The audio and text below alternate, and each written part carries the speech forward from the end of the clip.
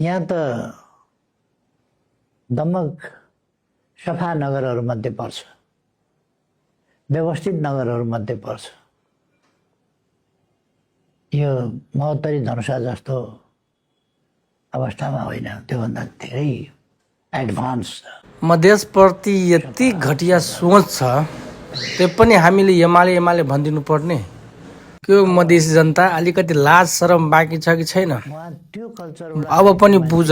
कल्चरमा अनि एउटा बलात्कारीले छोरालाई कुकुरको बच्चासँग तुलना गर्छ, त्यस्तोलाई हामी मानिदिनु पर्ने। एउटा कुरा हुन्छ, मधेसका छाउरा आयो भनेपछि छाउरा भने के त भन्नु बुझ्नुहोस् हजुर, के को बच्चा छाउरो भने के को बच्चा छाउरो भन्नु न। अब यो दुईजना मध्य प्रदेशमा आयो भने लखेट्नु पर्छ। यतिसम्म घटिया सोच भएको मान्छेलाई लखेट्नु पर्छ कि पर्दैन? मधेसी जनता हो, यो चाहिँ कमेन्टमा भन्नु पर्यो। धेरै एडभान्स छ नि।